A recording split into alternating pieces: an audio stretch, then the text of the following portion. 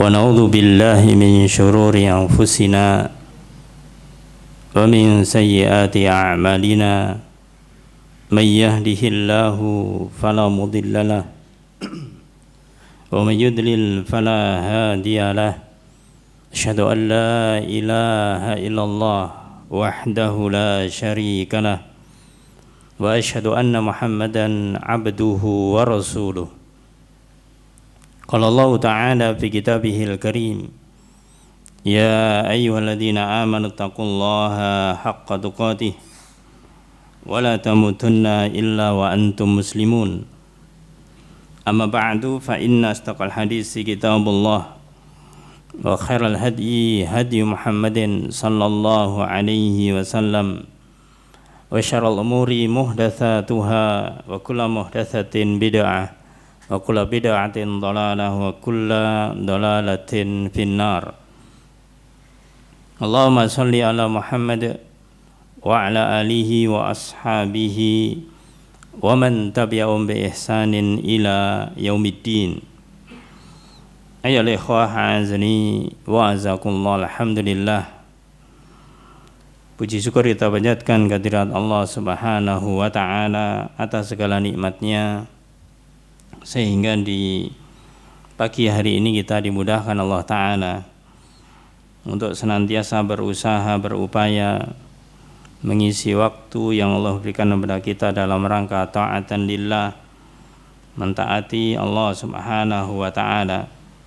Di antara perintahnya adalah talabul ilm, yaitu mencari ilmu ini. Ayol ikhwah azani wa azakullah. Pada kesempatan pagi ini kita masih melanjutkan Al-Arba'in An-Nawawiyah,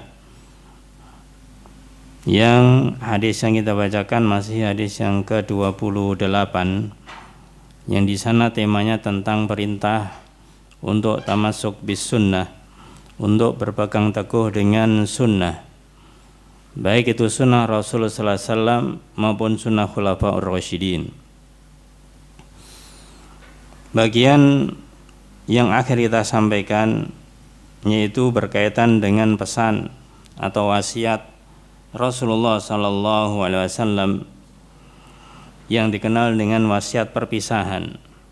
Ketika para sahabat diberikan nasihat oleh Rasulullah sallallahu alaihi wasallam, maka para sahabat merasakan bahwasanya nasihat yang sangat mendalam yang diberikan Rasulullah sallallahu alaihi wasallam, maka itu seperti nasihat perpisahan, wasiat perpisahan. Maka kemudian para sahabat bertanya, meminta kepada Nabi kita Muhammad sallallahu alaihi wasallam untuk memberikan wasiat. Maka beliau Rasulullah SAW mewasiatkan, usikum bitaqwallah was-sam'i wa ta'ah. Aku wasiatkan kepada kalian untuk bertakwa kepada Allah, was-sam'i dan mendengar, wa ta'ah dan taat. Wa in ta'ammara alaikum abdun, meskipun yang memerintahkan kalian adalah seorang hamba, seorang budak. Fa innahu man ya'ish minkum, karena sesungguhnya siapa saja yang hidup setelah kalian, ba'di setelahku, fa sayara ikhtilafan katsira, dia akan mendapati perselisihan, perbedaan yang sangat banyak.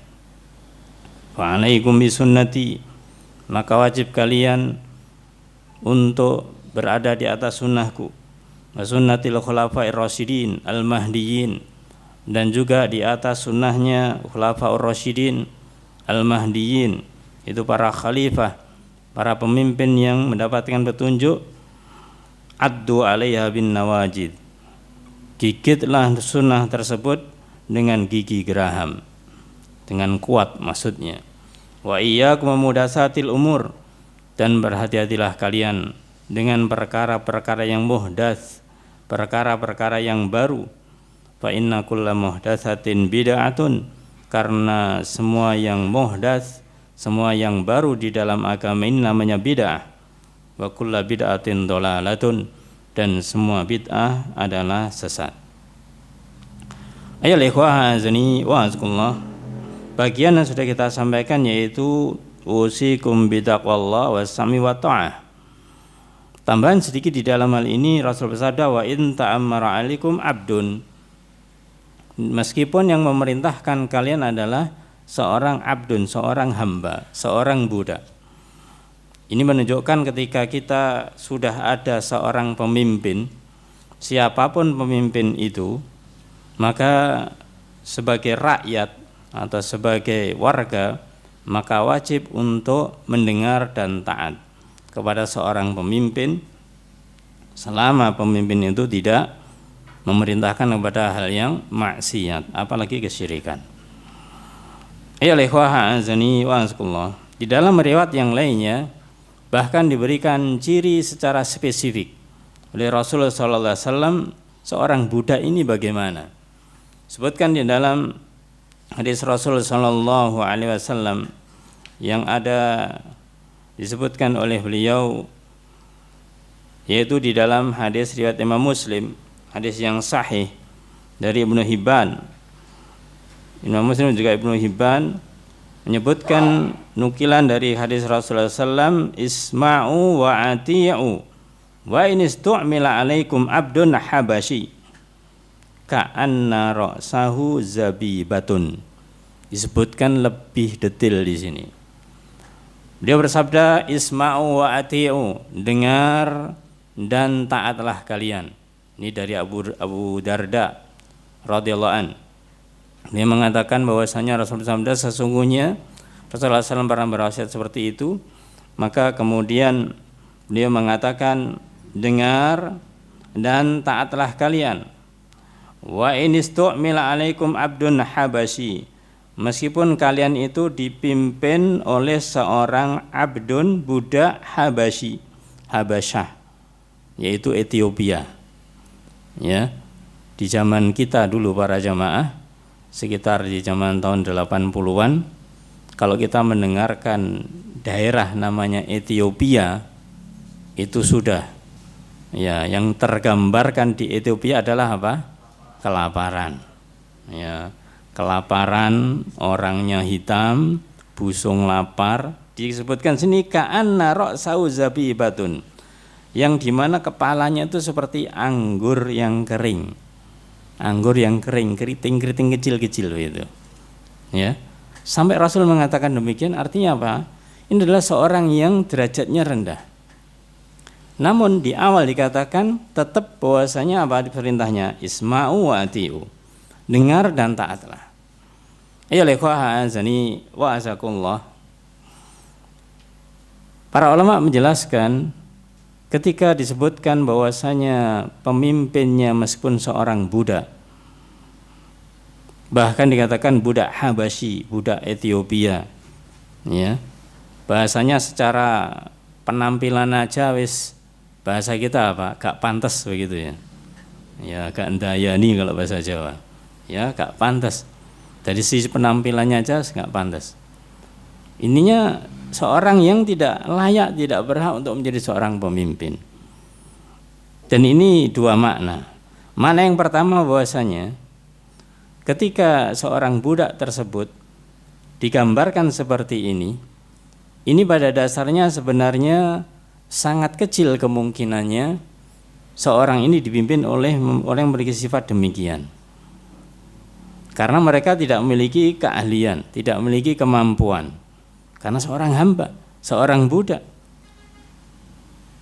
Akan tetapi makna yang kedua, kalaupun ada seorang budak, ternyata dia itu memang benar-benar kemudian dalam perjalanannya menjadi seorang pemimpin, maka ini tetap harus ditaati kalau sudah jadi pemimpin. Maka para ulama menjelaskan seakan-akan tidak mungkin seorang budak itu bisa menjadi pemimpin kecuali dengan cara-cara yang tidak dibenarkan.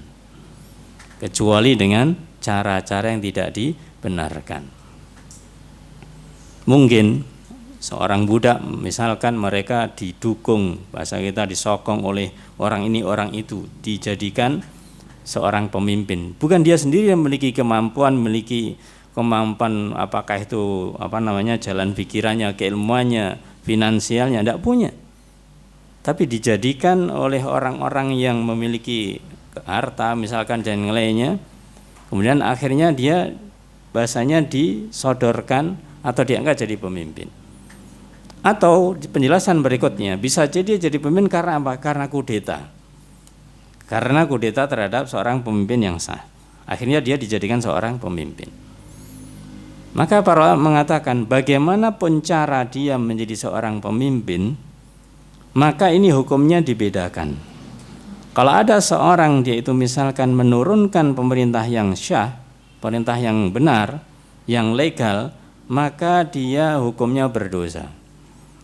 Dia telah menurunkan pemimpin yang sah.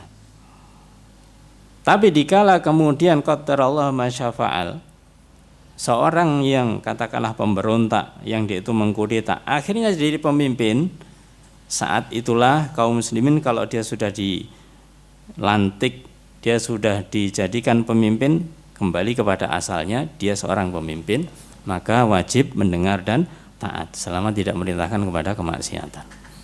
Inilah Islam para jamaah. Jadi tidak seperti orang-orang yang mereka memakai akal, memakai perasaan, memakai hawa nafsu, tidak. Kalau orang pakai perasaan hawa nafsu, ibaratnya ada dua golongan.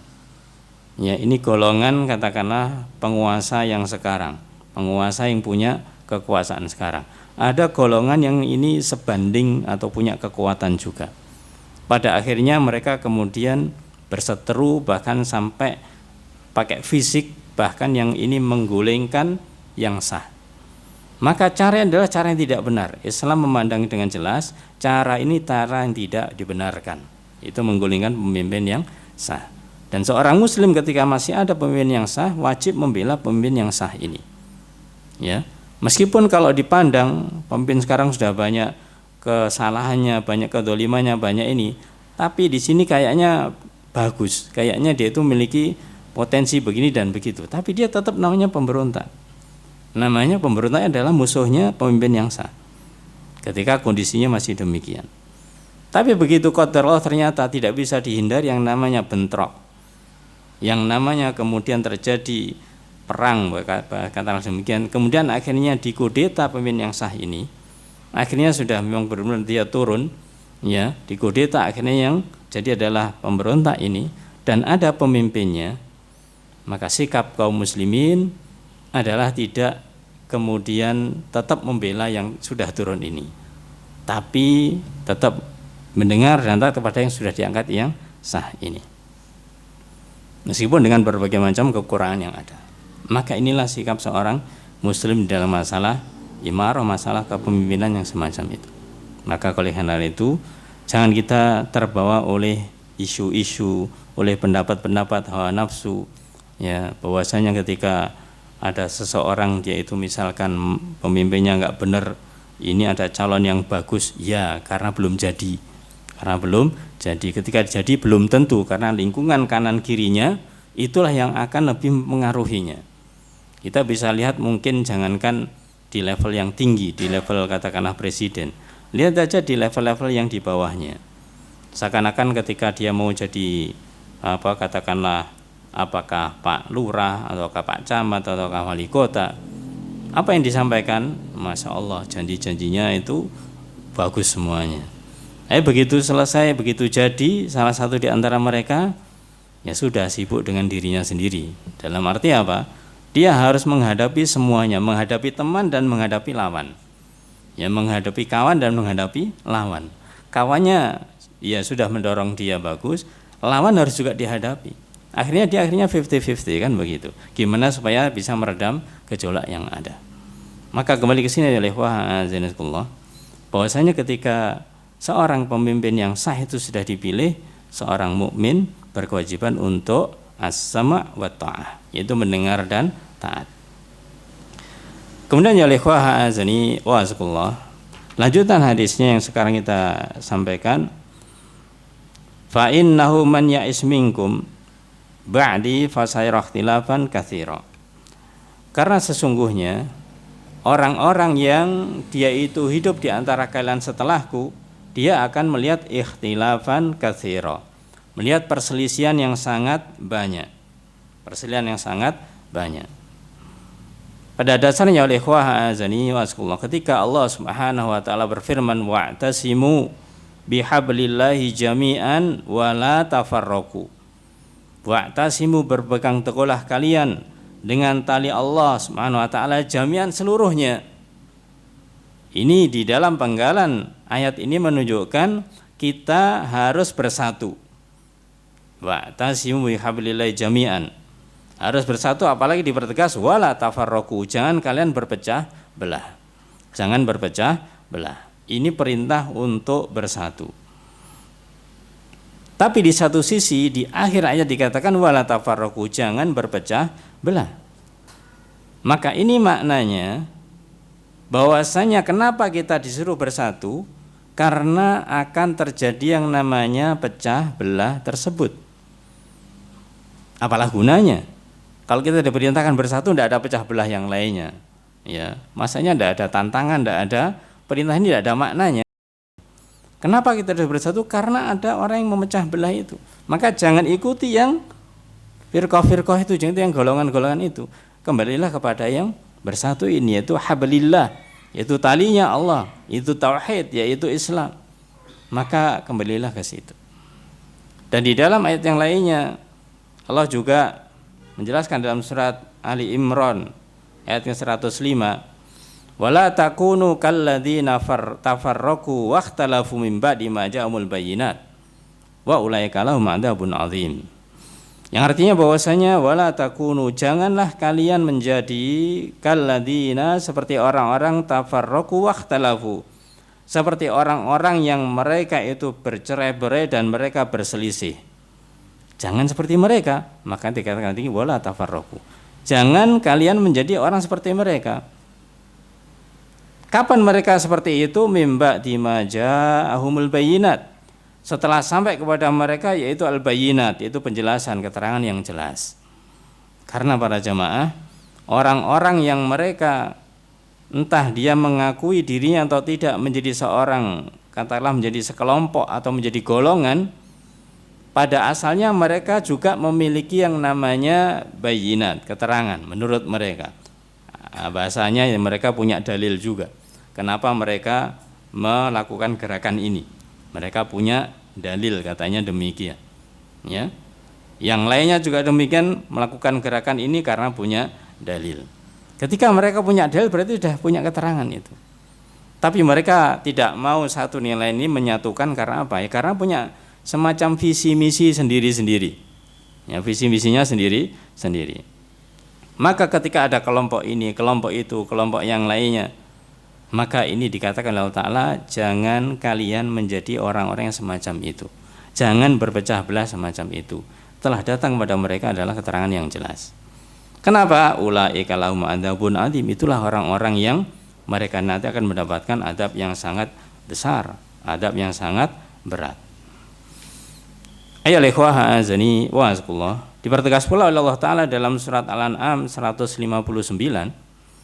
Di dalam ayat itu Allah berfirman, innal ladzina farraqu dinahum wa kanu syi'a lasta minhum fi syai'in innama amruhum ilallah tsumma yunabbi'uhum bima kanu yaf'alun. Allah berfirman dalam surah Al-An'am 159, innal ladzina, sesungguhnya orang-orang yang farraqu dinahum, yang mereka memecah belah agama-agama mereka, memecah belah agama-agama mereka, wa kanu syi'a, dan mereka menjadi golongan-golongan, menjadi golongan-golongan. Perhatikan para jamaah, ketika seseorang itu dia masuk di salah satu golongan, pasti dia tidak ingin dijudge, tidak ingin diklaim menjadi golongan yang lain. Oh, itu bukan golongan saya, kan begitu. Mereka pun juga mengatakan kita juga bukan golongan dia. Maka dikatakan Allah Ta'ala di sini bahwasanya innal ladzina farraqu dinahum, sesungguhnya orang-orang yang mereka itu memecah belah agamanya, ini urusannya dengan agama para jamaah, ya. Wa kanu syi'a, dan mereka bergolong-golongan, lasta minhum fi syai'in, maka sedikit pun itu bukan tanggung jawab kamu wahai Muhammad SAW. Artinya Allah menetapkan ini bukan bebannya Rasulullah SAW, itu keinginan mereka sendiri. Apa yang Allah perintahkan pada Rasulullah SAW, innama amrum ilallah, maka itu urusannya itu adalah urusannya Allah Ta'ala. Ya, Rasul diminta oleh Allah Ta'ala untuk mengajak mereka kepada yang satu tadi, yang tadi itu wa'tasimu bihablillahi jami'an. Ya, disuruh mengajak mereka untuk kembali ke jalan Allah Ta'ala. Maka Allah lah yang akan mengurusi mereka. Mereka adalah urusannya terserah Allah. Sumayyan nabi'u bima kanu yaf'ulun, kemudian Allah akan memberitahukan mereka apa yang telah mereka perbuat nanti, akibatnya apa akan diberitakan Allah Subhanahu wa ta'ala. Ayo ikhwah azani wa azakullah. Syekh Abdurrahman bin Nasir As-Sa'di rahimahullah ta'ala menyebutkan terkait dengan ini dalam tafsir As-Sa'di, bahwasanya ayat ini menunjukkan bahwasanya agama Islam ini memerintahkan untuk berjamaah, untuk bersatu, dan melarang adanya perselisihan atau perpecahan dalam masalah din, di dalam masalah agama. Masalah agama khususnya dalam masalah yang prinsip, masalah akidah. Masalah akidah. Kita tahu kalau masalah fikih memang ada perbedaan pendapat. Ya. Sebenarnya berselisih dengan berbeda itu hampir mirip. Ya. Kalau berbeda itu lebih mengarah kepada, bisa jadi namanya perbedaan itu dua hal yang memang dua-duanya tidak ada masalah. Bisa jadi ada ke arah sana. Tapi kalau misalkan dia itu berpecah, ini bisa jadi mengarah kepada benar dan salah. Maka di sini ada larangan. Bahkan mengatakan, bahkan dalam setiap masalah apapun, masalah prinsip, yaitu masalah agama, masalah din, baik itu yang prinsip maupun yang cabang-cabangnya. Apakah Allah Subhanahu wa ta'ala ketika mengatakan di dalam firman-firman-Nya ini, yaitu Allah menginginkan supaya adanya persatuan, melarang adanya perpecahan, ya, dan bahkan mencela, mengancam orang yang berpecah belah, apakah Allah tidak bisa untuk menyatukan umat ini menjadi satu umat saja, biar apa? Nyaman, biar adem tentrem, gemah ripah loh jinawi. Ya, tidak ada perbedaan satu dengan yang lainnya. Maka jawabannya itu sangat mudah bagi Allah Subhanahu wa ta'ala. Kenapa orang ini berpecah belah? Apa itu keinginannya Allah? Maka disebutkan di dalam ayat Allah Ta'ala dalam surat Hud ayat 118, 119. Perlu diperhatikan dalam ayat ini supaya nanti orang tidak salah paham. Ya, tidak salah paham di dalam membawakan apa? Dalih, sebenarnya bukan dalil. Allah berfirman di dalam ayat ini surat Hud 118 dan 119, walau syaa rabbuka la ja'alan nasa ummatan wahidah wala yazaluna mukhtalifin illa marrahima rabbuk. Yang artinya bahwasanya walau syaa rabbuk, kalau sekiranya Allah Subhanahu wa taala rabbuk, rabb kamu, Allah taala itu menghendaki, la ja'alan nas, sungguh Allah bisa jadikan manusia ini ummatan wahidah, itu umat yang satu. Ya, satu umat yang tidak perlu mereka itu ada perselisihan satu dengan yang lainnya. Gampang, mudah bagi Allah Ta'ala. Bisa Allah lakukan itu semuanya. Tapi di dalam berikutnya disebut Allah Ta'ala, wala yazaluna mukhtalifin, tetapi manusialah, tetapi senantiasa mereka itu berselisih satu dengan yang lainnya. Susah untuk diajak di jalan Allah saja. Illa man rahima rabbuk, kecuali orang yang mendapatkan rahmat dari Rabb kalian, dari Allah Ta'ala. Ini menunjukkan para jamaah bagaimanakah sifat jeleknya manusia itu inginnya berbeda. Inginnya apa? Selalu berbeda. Dan ini kalau kita sadar, kalau kita jujur, kita pun juga demikian.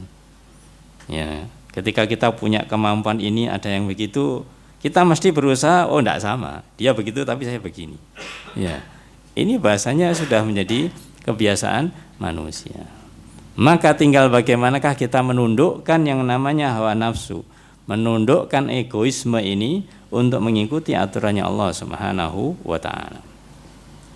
Maka di sini menunjukkan para jamaah bahwasanya ketika Allah taala itu menginginkan umat ini satu saja, kemudian tidak ada perselisihan dan lainnya, mudah, itu gampang bagi Allah Subhanahu wa taala. Tapi manusialah yang ternyata mereka mendahulukan hawa nafsunya, mereka mendahulukan akalnya, sehingga mereka itu berselisih satu dengan yang lainnya. Dan perselisihan atau perpecahan memang menjadi sunnatullah. Ya, menjadi sunnatullah artinya memang ini sesuatu yang harus berjalan. Allah sudah menetapkan demikian. Tidak terkecuali adalah perpecahan umat Islam sendiri. Maka tidak asing bagi kita ketika kita membahas masalah firqah, maka kita mengetahui tentang hadis iftiraqul ummah, itu hadis tentang perpecahan umat. Maka jangan fobi, jangan takut, jangan sensi ketika kita mendengarkan hadis yang semacam ini. Ya, seakan-akan kita ini tidak mau bersatu, begitu. Ya, maka perhatikan di dalam hadis Rasulullah SAW terkait masalah hal ini. Dia bersabda di dalam hadis yang hasan riwayat Abu Dawud, juga Imam Ahmad dan yang lainnya. Beliau bersabda, ala inna man qablakum min ahlil kitab. Ketahuilah bahwasanya orang-orang sebelum kalian. Ini hadis Rasulullah SAW disampaikan kepada para sahabatnya. Berarti sebelum masanya para sahabat. Sesungguhnya orang sebelum kalian min ahlil kitab, dari golongan ahlul kitab. Ya, Yahudi dan Nasrani. Iftaraku ala sintaini wa sab'ina millah. Mereka terpecah menjadi 72 golongan. Dalam hadis yang disebutkan lebih rinci bahwasanya Yahudi itu 71 golongan, Nasrani 72 golongan. Terpecah menjadi golongan tersebut. Wa inna hadhil millah atau inna hadhil ummah, adapun umat ini, umatnya Rasulullah sallallahu alaihi wasallam, sataftariku ala salasin wa sab'ina firqah, akan terpecah menjadi 73 golongan.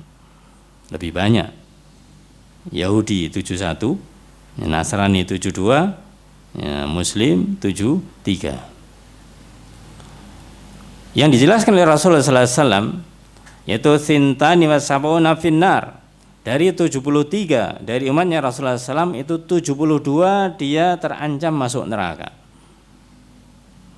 Wahidatun fil jannah, dan hanya satu yang ada di surga. Wahyal jamaah, yaitu al jamaah.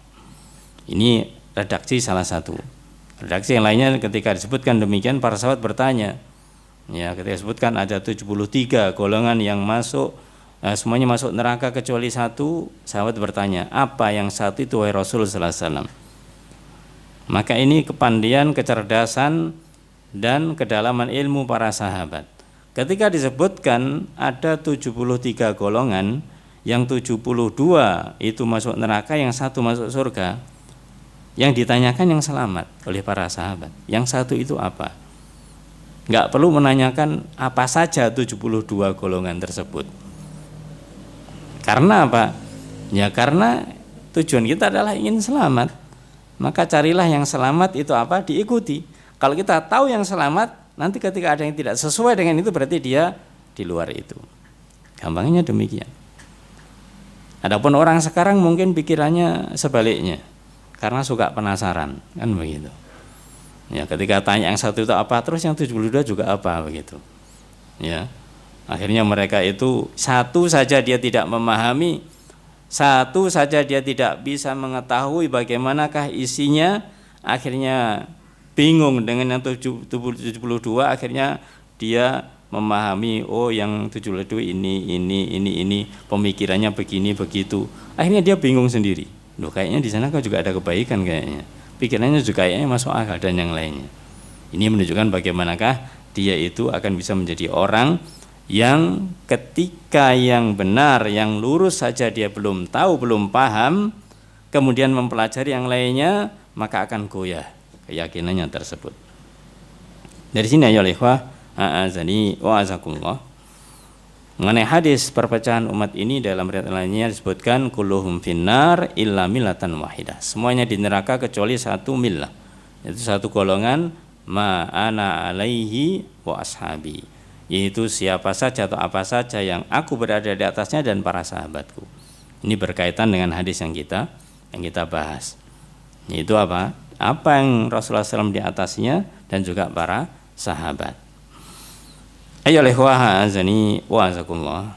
Sedikit catatan ketika ada hadis semacam ini, yaitu iftirakul ummah, 72 golongan masuk neraka, 1 masuk surga. Ada orang-orang yang mereka itu hatinya nggak bisa menerima. Aslinya bukan hatinya, nafsunya. Ya, nafsunya tidak bisa menerima. Masa segitu banyaknya masuk neraka semuanya hanya 1 yang masuk surga? Ya. Hadisnya itu paling kebalik itu, gitu. Hadisnya paling terbalik. Yang masuk surga 72, yang 1 yang tidak, begitu. Nah, ini adalah mengandalkan hawa nafsu. Kalau mereka mengatakan hal itu, padahal di dalam lafadz ini ada beberapa lafadz yang berbeda dan maknanya satu. Bahwasanya yang selamat hanya 1, yang 72 tidak selamat. Nah, maka di sini menunjukkan bagaimanakah kita itu harus betul-betul menerima hadis, menerima berita Rasulullah SAW itu betul-betul dengan hati yang bersih, ya, tidak dengan hawa nafsu. Ayo lehwah azani wa azakumullah. Maka di dalam hadis ini sebutkan yaitu mengenai ikhtilafan katsira, banyak perpecahan. Kalau kita lebih membahas lebih jauh, banyak yang namanya firqah-firqah dhalah, kelompok-kelompok yang sesat seperti Khawarij, kemudian Syiah, kemudian Qadariyah, Murji'ah, Mu'tazilah dan yang lain-lainnya. Ya, itu adalah kelompok-kelompok bahasanya yang menjadi induk-induknya. Ya, dari satu induk itu nanti biasanya ada kelompok sempalan sekte-sekte yang lainnya. Ya. Intinya kita jangan terlalu disibukkan untuk mencari apa benar kelompok ini sudah 72, ya. Tugas kita adalah mencari yang benar, mencari jalan yang benar, mencari yang jamaah, yaitu Ahlus Sunnah wal Jamaah ini. Kalau kita sudah paham tentang hal itu, ketika ada yaitu apa ide-ide ataupun ideologi ataupun akidah, yaitu keyakinan dari yang lainnya, kita akan mengerti, oh ini tidak benar, ya. Kalau kita namanya mendengarkan atau mempelajari sekilas tidak ada masalah.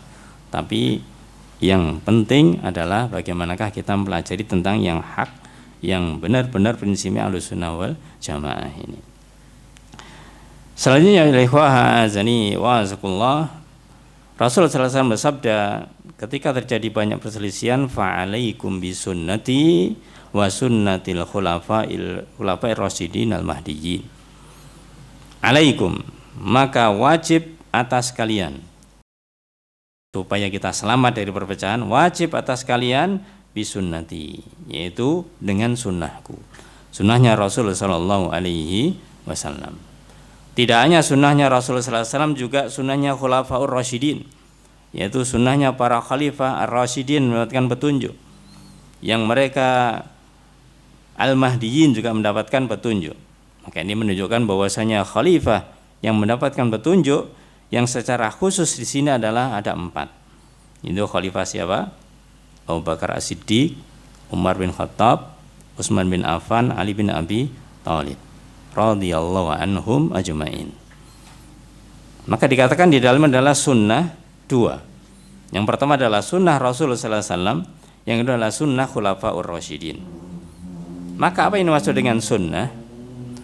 Sunnah itu tidaklah seperti ketika kita membahas masalah ahkam, masalah hukum. Kalau masalah hukum ada wajib, sunnah, mubah, makruh, haram. Bukan sunnah di situ.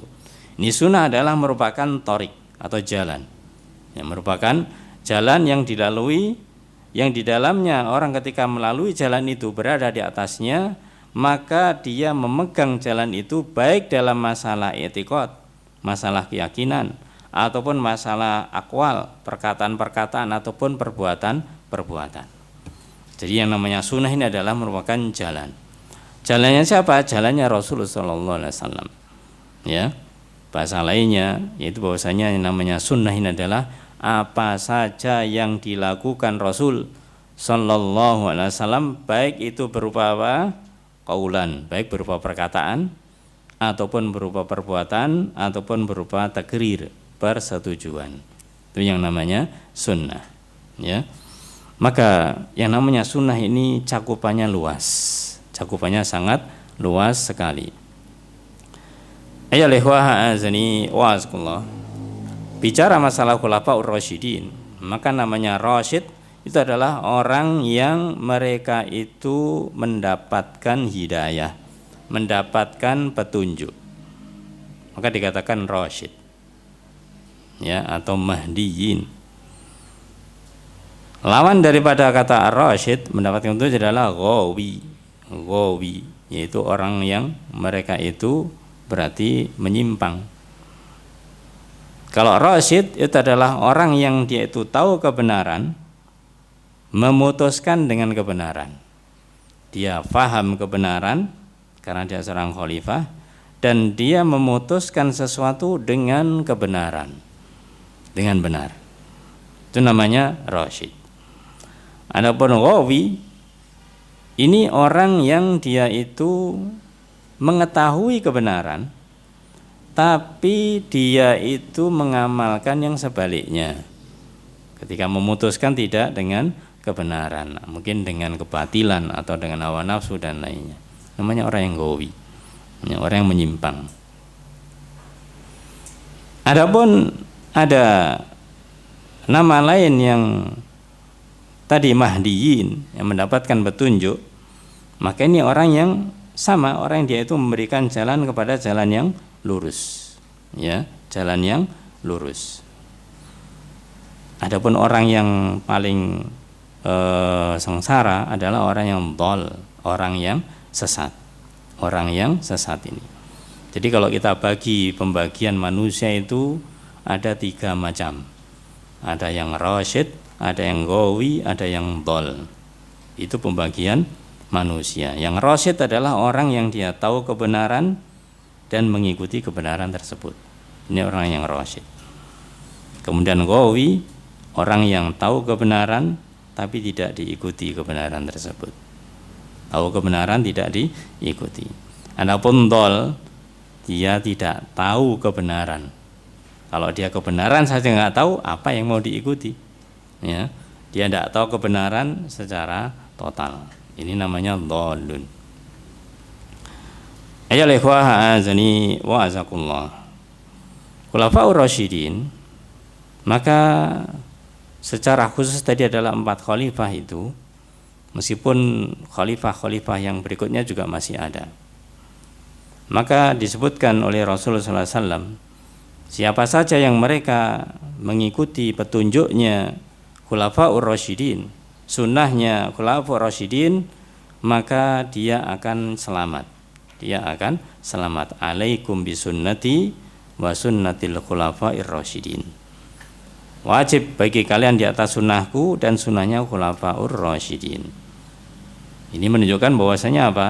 Bahwasanya yang disampaikan Rasulullah SAW kepada para khalifah dan khalifah menyampaikan kepada berikutnya adalah sama. Adalah sesuatu yang sama, yaitu sunnah. Satu yang namanya sunnah. Ayyuhal ikhwah azani wa azakumullah. Di antara para sahabat yang terkenal dengan namanya salafus saleh, maka Allah Ta'ala menyebutkan bagi siapa saja di antara mereka yang mengikutinya itu akan mendapatkan petunjuk. Allah berfirman dalam surat Al-Baqarah 137. Surat Al-Baqarah 137, Allah berfirman, fa in amanu bimisli ma amantum bihi faqad ihtadaw. Fa in amanu, maka jika mereka beriman, bimisli ma amantum bihi, mereka beriman yaitu apa yang mereka imani seperti apa yang kalian beriman dengannya. Faqad ihtadaw, maka sungguh mereka akan mendapatkan petunjuk. Mereka akan mendapatkan petunjuk.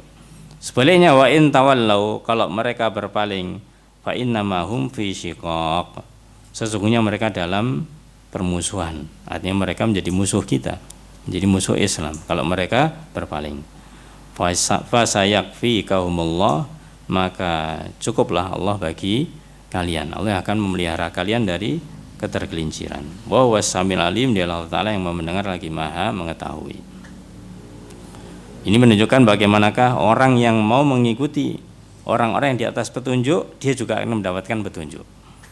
Orang yang mengikuti orang yang menyimpang, dia juga akan menyimpang. Jadi namanya pengikut, dia akan mengikuti siapa? Yang diikuti. Maka dari itu juga Allah berfirman, hendaklah kita itu mengikuti jalan yang benar, jalan yang lurus.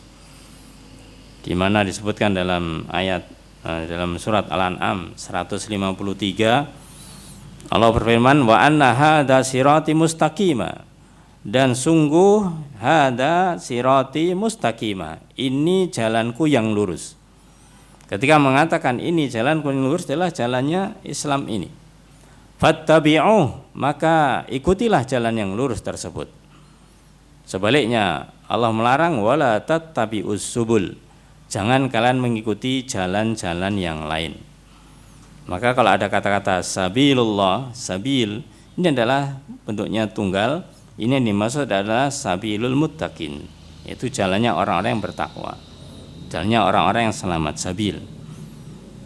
Karena hanya satu, kita berdoa Allah Ta'ala ihdinas siratal mustaqim. Maka jalan yang lurus adalah merupakan jalan satu-satunya ini. Hada sirati mustaqimah. Inilah yaitu sirat, yaitu jalanku yang lurus.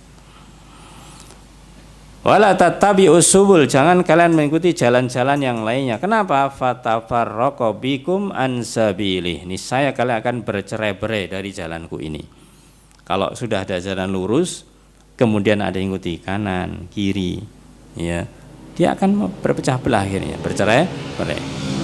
Dzalikum wasaqum bi la'allakum tattaqun, demikianlah wasiat kepada kalian agar kalian menjadi orang-orang yang bertakwa.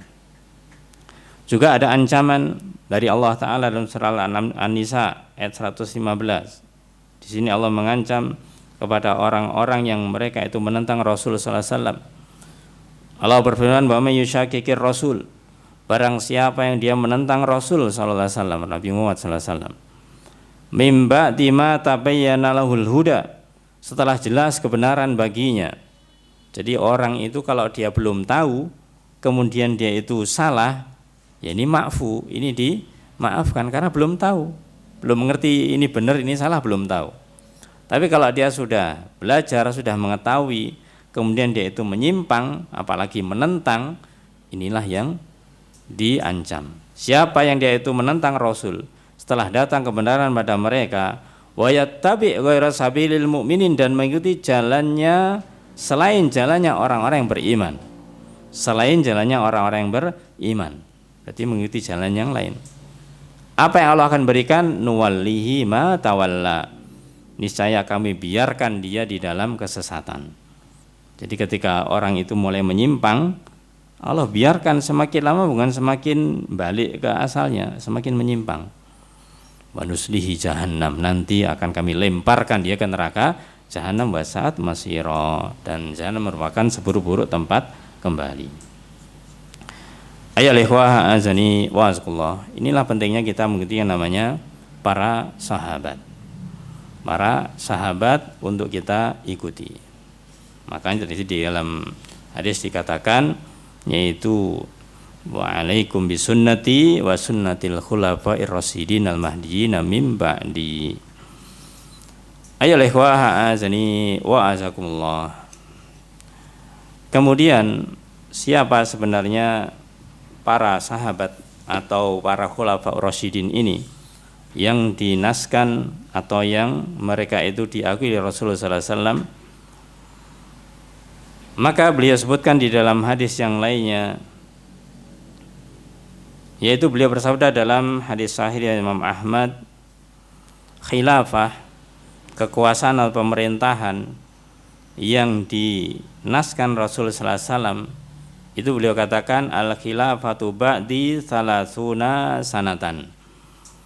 khilafah setelahku itu akan berjalan selama 30 tahun. Selama 30 tahun. Tsumma yakuna mulkan. Kemudian setelah khilafah ini akan ada mulkan, yaitu berupa kerajaan-kerajaan. Berupa kerajaan-kerajaan. Ini yang dimaksud adalah yaitu yang Rasyidin Mahdiyin, yang artinya memang diikuti secara mutlak, diikuti secara mutlak. Nah, sedikit mungkin pengetahuan kita para jamaah, 30 tahun itu dari 4 khalifah ini masing-masing berapa tahun? Yang pertama Khalifah Abu Bakar As-Siddiq, maka beliau memerintah tidak lama, cuma 2 tahun. Ya, cuma 2 tahun. Kalau tahunnya itu dari kalender Hijriah itu tahun ke-11 sampai ke-13. Jadi 2 tahun. Kalau Masehinya 632 sampai 634 Masehi. Itu Abu Bakar As-Siddiq. Berarti pemerintahannya 2 tahun. Kemudian Umar bin Khattab ini selama 10 tahun.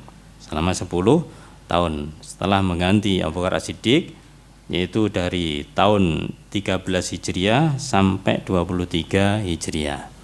Atau kalau Masehinya berarti 634 sampai 644 Masehi. Nah, ini pemerintahannya siapa? Umar bin Khattab radhiyallahu an.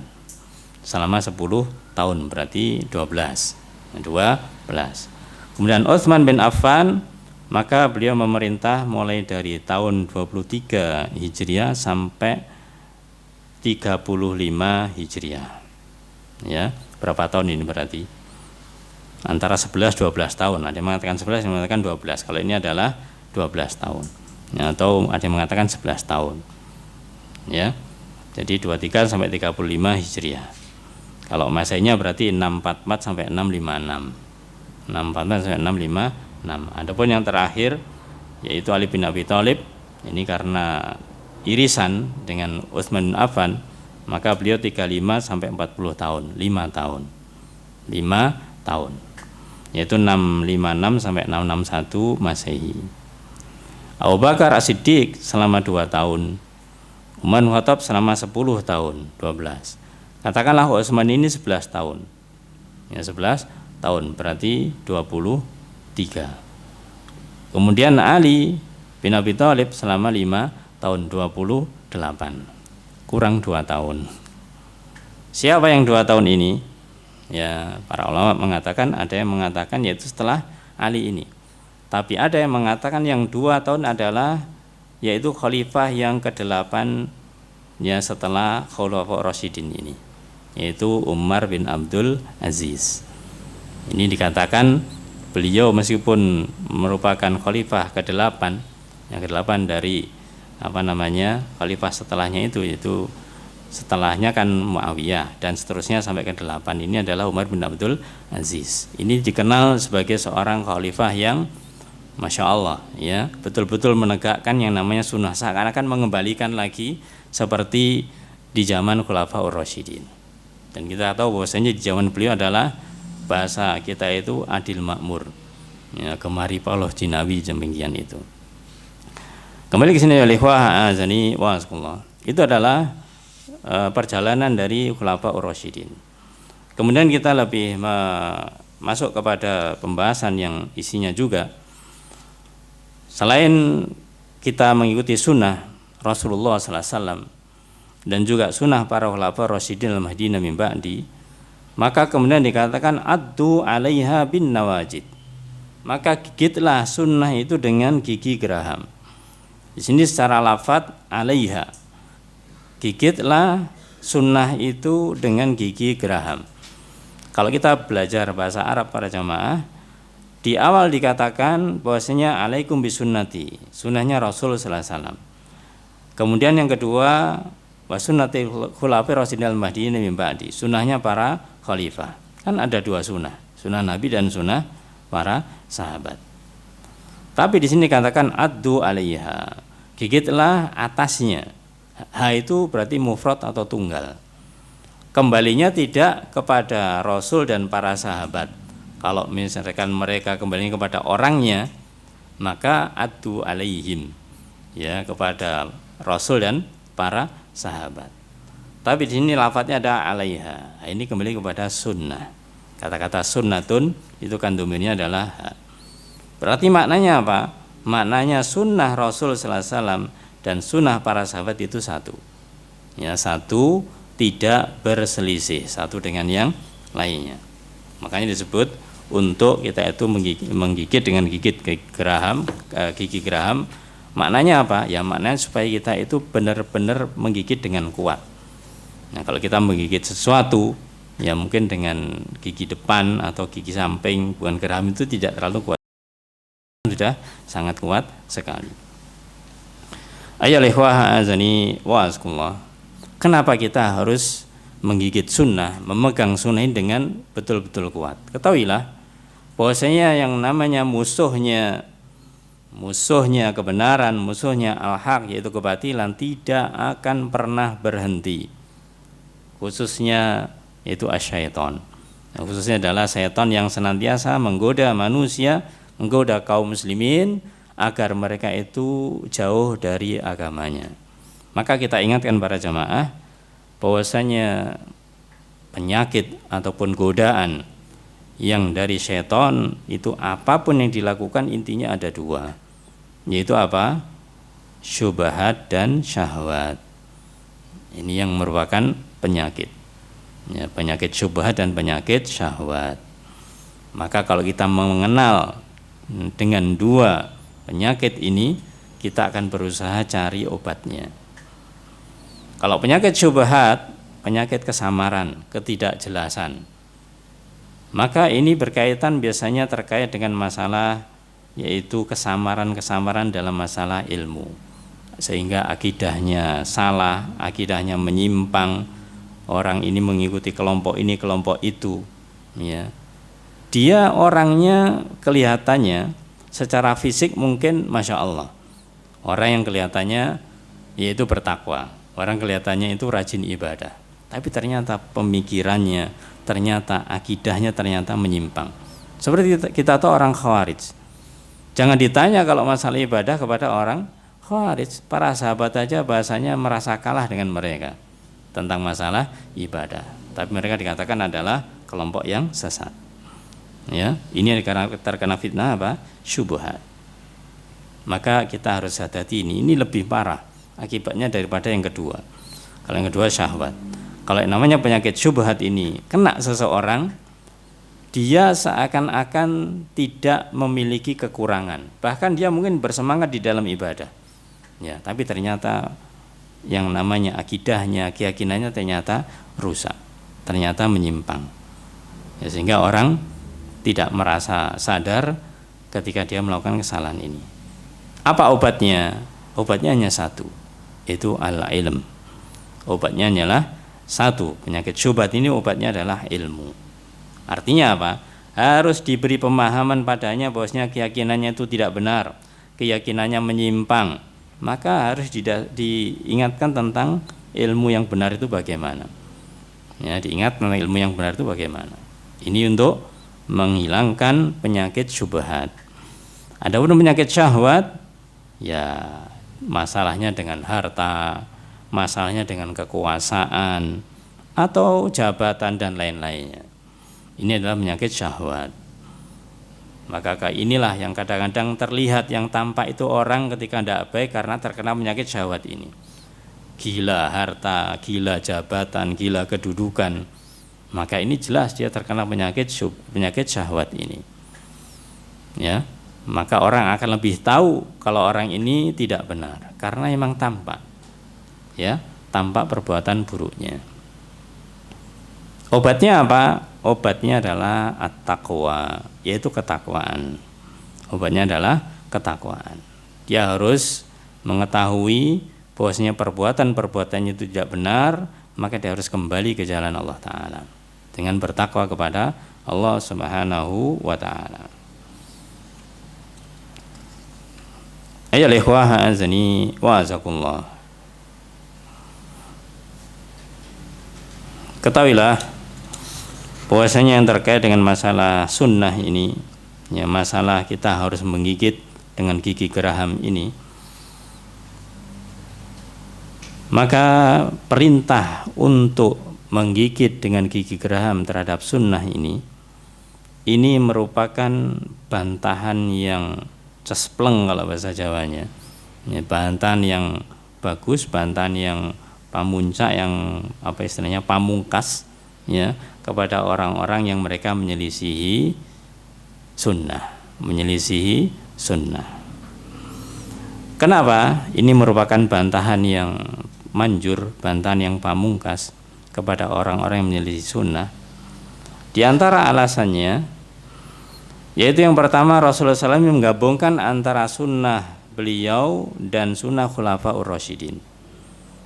Jadi tidak akan mungkin orang itu bisa memahami sunnahnya Rasulullah SAW kecuali dia juga harus memahami sunnahnya para Khulafaur Rasyidin. Artinya pemahaman seseorang kalau ingin seperti pemahamannya Rasulullah SAW, pasti dia itu juga harus mengikuti pemahamannya para Khulafaur Rasyidin ini. Karena digabungkan oleh beliau Rasulullah SAW. Ya. Kemudian yang kedua tadi, karena Rasul memerintahkan yang digigit, yang dipegang kuat adalah sunnahnya. Ya, sunnahnya baik sunnah Rasul maupun sunnah para Khulafaur Rasyidin. Kemudian yang berikutnya, bahwasanya nanti di dalam bagian akhir hadis ini, siapa yang menyelisih sunnah, maka berarti dia akan terjerumus ke dalam yang namanya bid'ah, dan dalam namanya kebid'ahan itu. Maka nanti akan kita bahas di bagian akhir ini terkait masalah bid'ah itu. Itulah ya ikhwah azanillah di antara pentingnya kita untuk menggigit sunnah ini dengan gigi geraham. Kemudian lafadz berikutnya yaitu wa iyyakum wa muhdatsatil umur. Hati-hatilah kalian dengan perkara-perkara yang muhdas, perkara-perkara yang baru. Fa inna kulla muhdatsatin bid'atun, karena semua perkara yang baru namanya bid'ah. Kalau tadi perintahnya alaikum, wajib bagi kalian di atas sunnah, maka kemudian iyyakum, hati-hati kalian, jauhi yang perkara yang namanya perkara yang muhdas, yang baru. Karena apa? Ini namanya bid'ah. Ayo ikhwah azani wa azakullah. Namanya bid'ah adalah suatu perkara yang diada-adakan yang baru. Ada sebuah yaitu qaidah atau ta'rif, ya, pengertian yang sangat bagus ditulis oleh Imam Asy-Syatibi. Beliau mengatakan di dalam kitab Al-I'tisam, beliau mengatakan apa itu arti daripada bid'ah. Arti daripada bid'ah. Beliau mengatakan al-bid'atu tariqatun fid-din mukhtara'atun tudahi syar'iyyah yuqsadu bisuluki 'alaihal mubalaghah fit ta'abbudi lillahi subhanahu. Yang artinya bid'ah adalah tariqatun fid-din, adalah jalan ataupun cara di dalam agama yang mukhtari'atun, yang diada-adakan. Jadi namanya bid'ah adalah jalan yang diada-adakan di dalam masalah agama. Namanya diada-adakan berarti sebelumnya tidak ada. Ya, sebelumnya tidak ada. Jadi merupakan bahasa kita apa? Inovasi, ya, cara baru. Ya, cara baru dalam beribadah. Yang dimana cara baru ini yang dibuat ini tudahi syar'iyyah, ini menyerupai syariat. Tudahi asyariyah, menyerupai syariat, mirip-mirip syariat. Dikatakan yaitu tudahi, menyerupai, artinya sebenarnya itu bukan syariat. Sebenarnya bukan syariat, tapi kemudian dimirip-miripkan agar orang menganggap itu syariat. Inilah tipisnya itu di situ. Apalagi kemudian berikutnya tujuannya apa? Yuqsadu bisuluki 'alaihal mubalaghah fit ta'abbudi lillah. Yang tujuan dia itu melakukan yang baru, yang menyerupai syariat ini, itu apa yang dilakukan?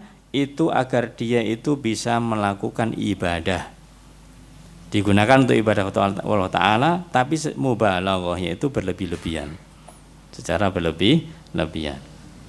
Makanya jangan kaget para jamaah kalau ada orang mengatakan bid'ah, orang kita mengatakan itu adalah bid'ah, dia menjawab ini, loh ini kan ibadah, masa ibadah bid'ah begitu.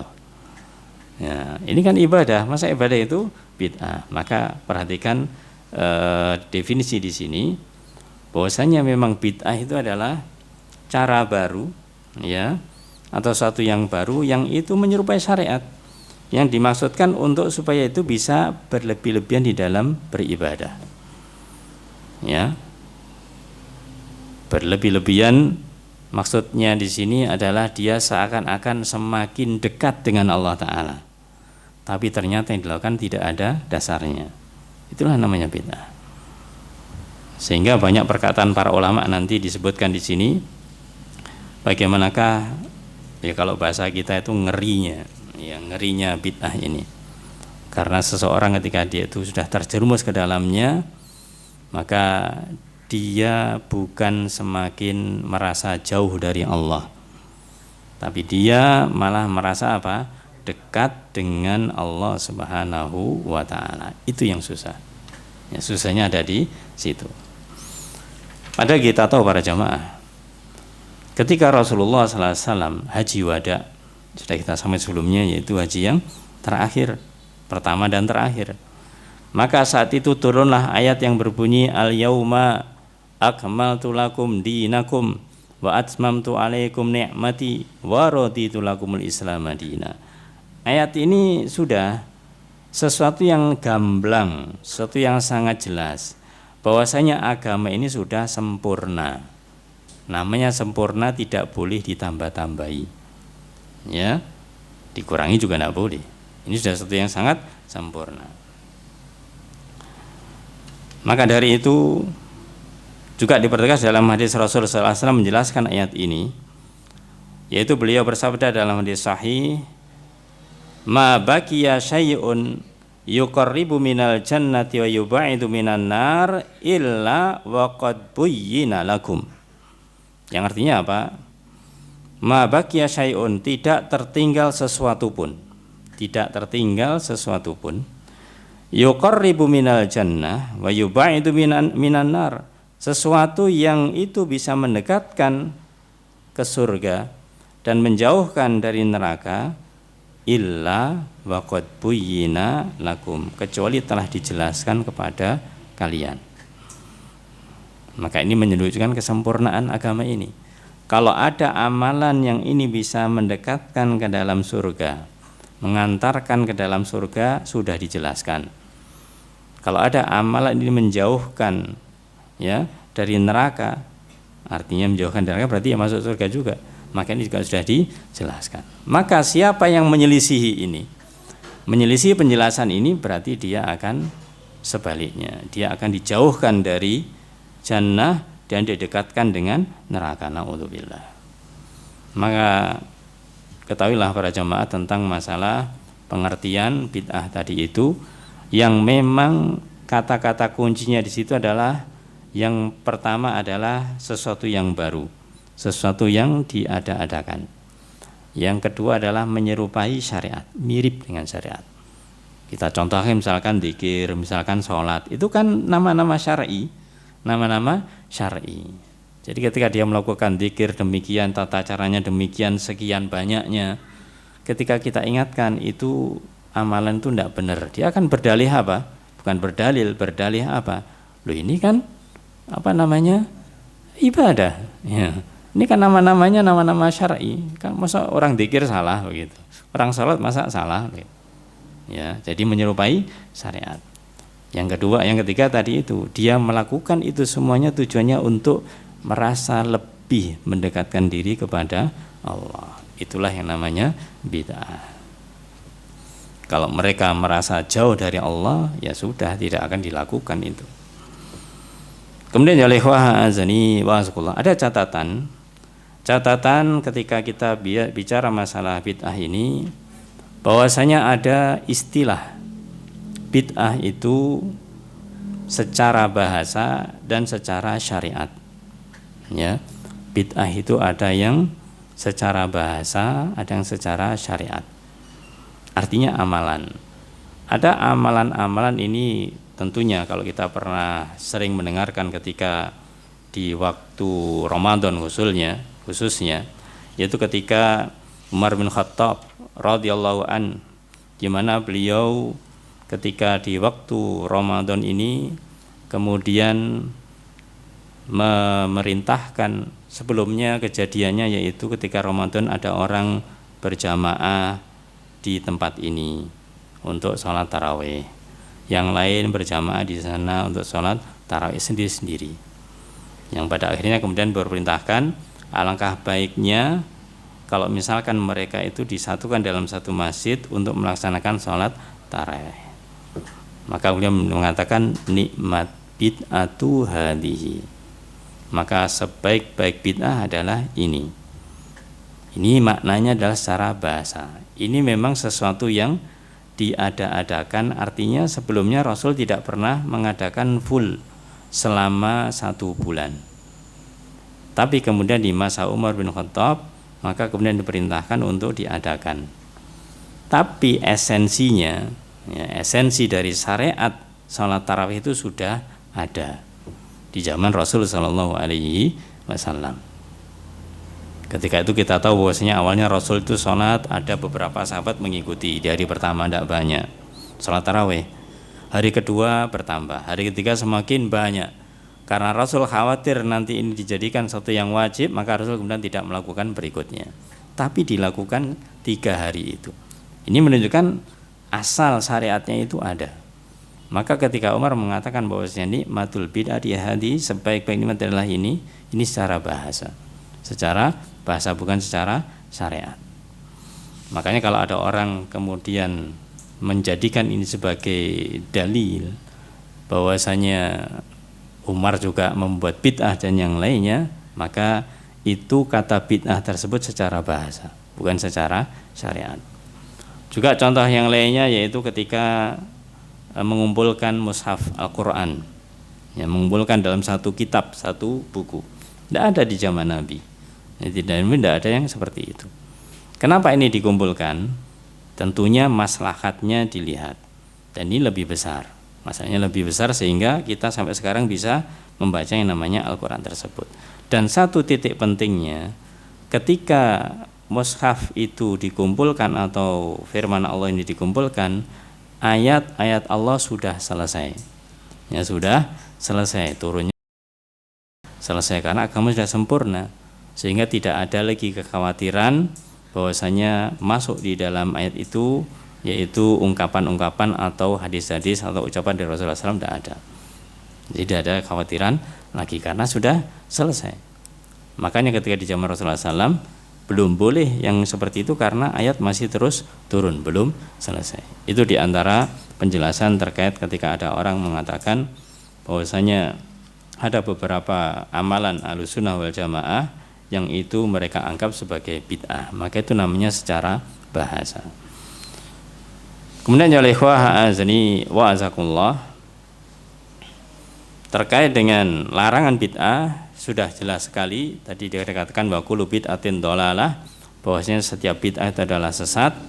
Maka ada 2 hadis yang mungkin sudah kita bahas di awal tentang masalah bid'ah ini. Hadis dari Aisyah radhiyallahu anha, bahwasanya di sana dikatakan man ahdatsa fi amrina hadza ma laysa min fawaradun.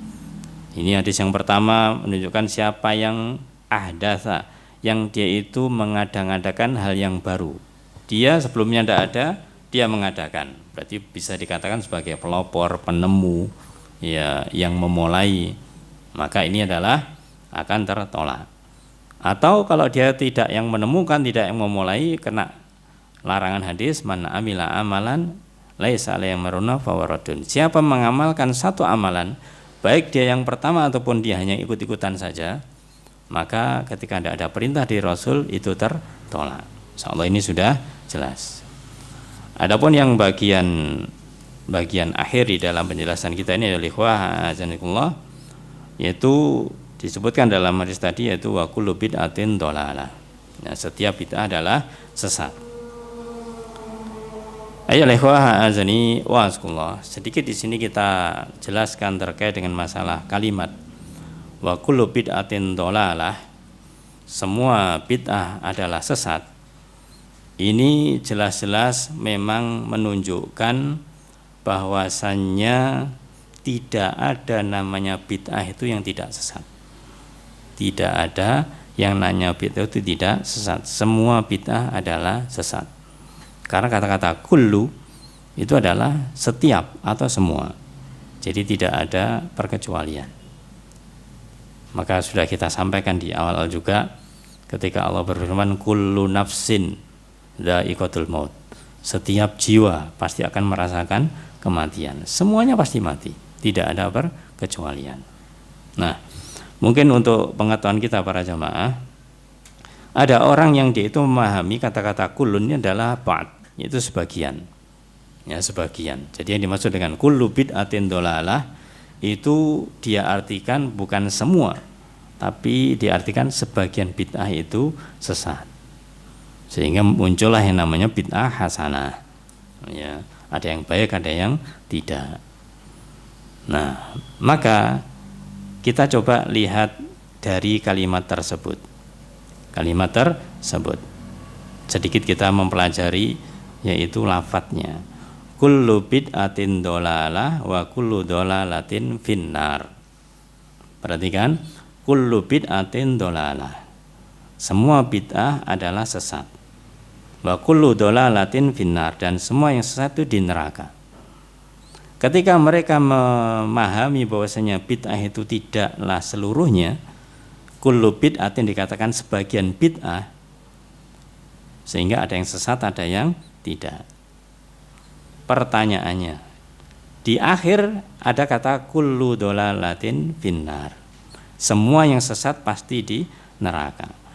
Kalau mereka mengatakan sebagian bid'ah di yang awal, apakah mereka juga akan mengatakan sebagian kesesatan yang di neraka? Berarti ada sebagian yang tidak, begitu. Aneh kan?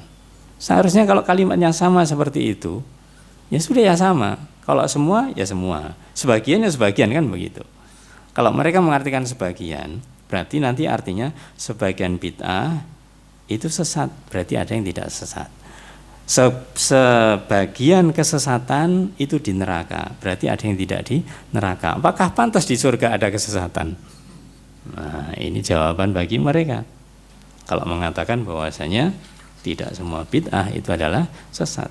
Kalau kita arahkan tadi secara bahasa, ya memang ada memang bid'ah secara bahasa dan secara syariat itu, ya. Itulah ya ikhwah azani wa azakumullah.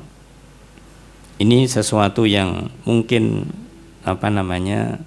orang-orang ketika mereka itu memaknai kemudian mengatakan sesuatu yang tidak pada tempatnya, itu jawabannya sebenarnya di perkataan mereka sendiri.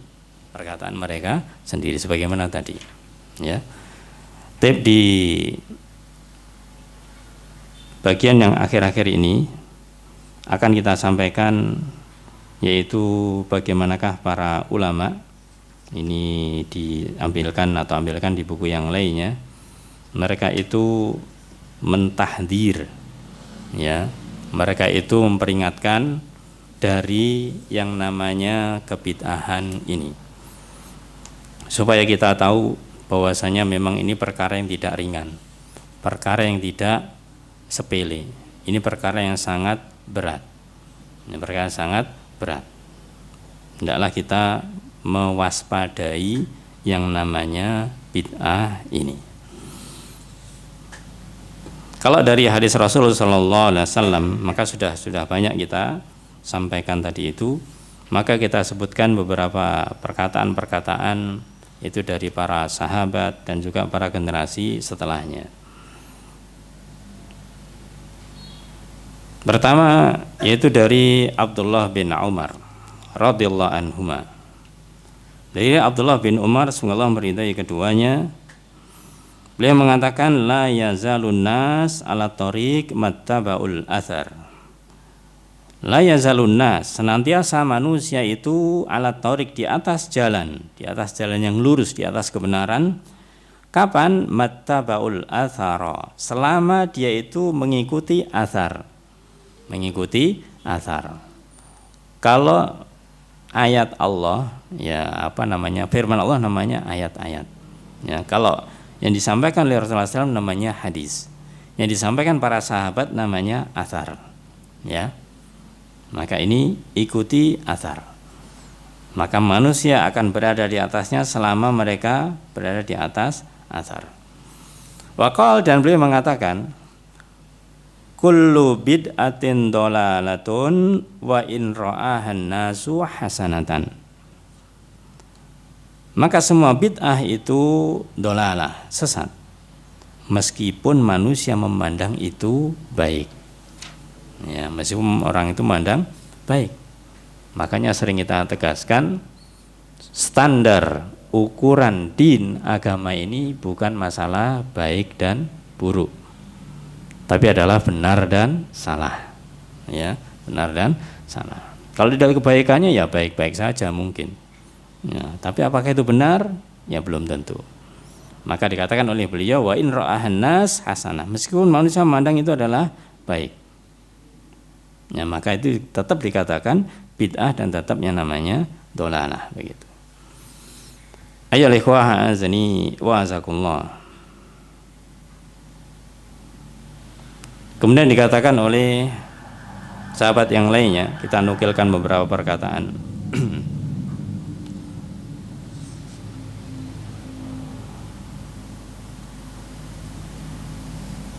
Yaitu perkataan dari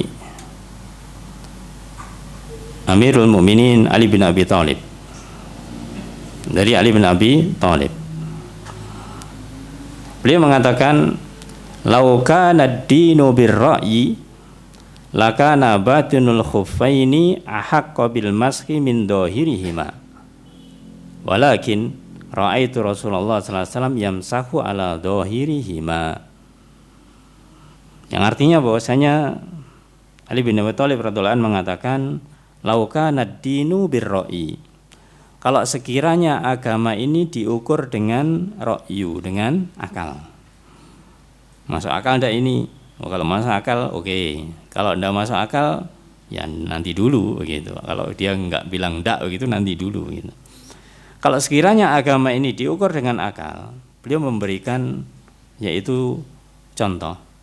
Lakana batinul khuffain, niscaya batinnya di sini adalah bawahnya khuf, tahu khuf ya, khuffain yaitu apa? Khuf kalau kita kaos kaki, sepatu kulit itu ya. Ahaqqa bil maski, itu lebih layak, lebih berhak untuk diusap min dhahirihima, daripada atasnya. Ini terkait dengan fikih sebenarnya. Terkait dengan fikih ada fikih pembahasan dalam mashul khuffain, yaitu mengusap khuf, mengusap sepatu kulit atau mengusap kaos kaki. Ini bagi orang-orang yang mungkin karena udzur, karena ada sesuatu, misalkan karena cuaca yang sangat dingin dan yang lainnya.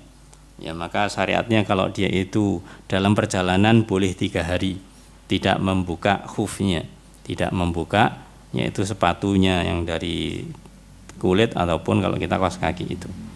Kalau yang dia mungkin hanya sehari saja.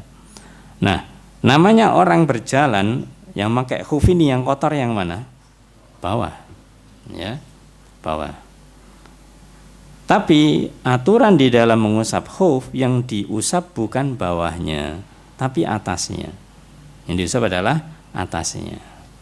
Kenapa ini dilakukan? Walakin ra'aitu Rasulullah, tapi aku melihat Rasulullah sallallahu alaihi wasallam yamsahu ala dhahirihima. Yang diusap adalah atasnya, bukan bawahnya. Padahal kalau secara akal yang kotor bawahnya. Tapi aturan syariatnya yang disuruh adalah atasnya. Tidak masuk akal. Tidak masuk akal. Itulah namanya syariat. Syariat itu kadang-kadang masuk akal, kadang-kadang tidak masuk akal, tapi harus diikuti. Harus diikuti. Maka yang namanya kebid'ahan seperti itu. Ya. Juga seperti itu, dia kadang-kadang mengakal-akalkan, ini kan baik, kan masuk akal, boleh, dan yang lainnya. Nah, maka itu tapi tidak ada syariatnya. Kemudian ya ikhwah azani wa azkullah, perkataan yang tadi sempat kita sampaikan, mau kita sampaikan di awal, kita sampaikan sekarang, yaitu perkataan dari Sufyan Ats-Tsauri rahimallahu taala. Beliau mengatakan terkait dengan masalah bid'ah ini, al bid'atu ahabbu ila iblis minal ma'siyah. Bahwasanya bid'ah itu lebih dicintai oleh iblis daripada kemaksiatan. Bid'ah lebih dicintai iblis daripada kemaksiatan. Artinya apa? Artinya syaitan atau iblis ini lebih suka menggoda manusia kaum muslimin untuk melakukan bid'ah daripada menggoda untuk melakukan maksiat. Ya. Kenapa? Alasannya, kenapa beliau mengatakan yaitu al-maksiyatu yutabu minha. Karena maksiat itu ada harapan untuk bertaubat darinya. Orang melakukan maksiat, ketika dia itu melakukan maksiat, jika masih dia punya iman, masih punya yang namanya fitrah, dia akan tahu hal itu adalah tidak benar. Itu adalah tidak benar. Maka dia akan menyesal pasti. Entah itu menyesalnya nanti atau ketika setelah melakukan itu baru menyesal. Tapi dia mengatakan itu tidak benar maksiat itu. Jadi orang itu kalau melakukan maksiat, kemungkinan taubatnya itu lebih besar. Wal bid'atu, adapun bid'ah la yutabu minha, tidak, atau dikatakan sini tidak ada taubat darinya. Sulit untuk taubat. Kenapa taubat? Kenapa tidak bisa taubat? Tadi karena dia merasa apa? Benar. Merasa ini mendekatkan diri kepada Allah. Ini karena sesuai dengan syariat. Nah, akhirnya tidak ada pikiran untuk taubat. Oh, benar kok taubat. Ya, inilah yang dikatakan oleh beliau. Ya, kalau orang terjerumus dalam bid'ah, susah untuk taubatnya dibandingkan orang yang maksiat. Ayo ikhwah azani wa azakullah. Tidak terkecuali kita juga sebutkan yaitu perkataan dari para imam yang biasanya, terus kalau perkataannya para imam gimana? Ya, para imam-imam yang 4, maka kita nukilkan itu sebagiannya saja. Yang pertama yaitu perkataan dari Imam Asy-Syafi'i. Imam Asy-Syafi'i rahimallahu ta'ala.